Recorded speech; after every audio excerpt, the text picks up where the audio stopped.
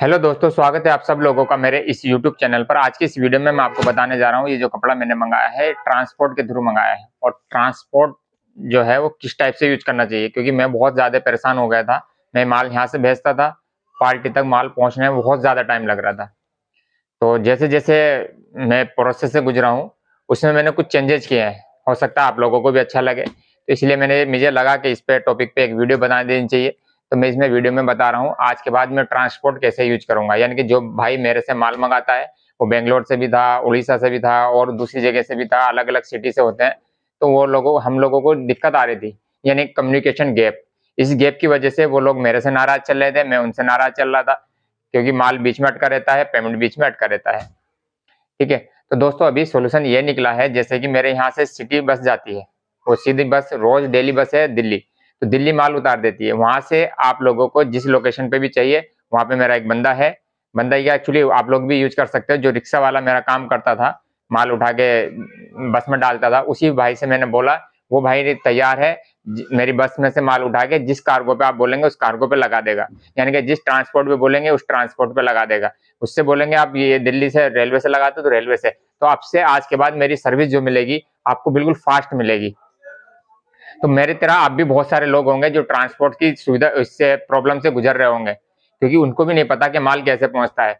अब बिल्कुल सिंपल तरीका आ गया है, तो आप बिल्कुल सिंपल तरीके से अपने आप को रखिए बस के थ्रू दिल्ली, दिल्ली से रिक्शा वाला, क्योंकि वहां पे भी एक आदमी को रखना पड़ता था। रिक्शा वाला अपना 300 रुपये लेता है, वहां से उठाया, जिस कार्गो पे आप बोलेंगे, जिस जगह बोलेंगे वहां पहुंचा देगा और अपना बिल्टी बना के आपको व्हाट्सअप कर देगा। तो ये जो तरीका निकाला है ये बहुत ज्यादा परेशानी के बाद निकाला है, और इसमें थोड़ा सा कम फायदा की चीज ये है कि आपको माल एट ए टाइम पहुंच रहा है। दूसरा, इसमें कॉस्ट भी रिड्यूस हुई है।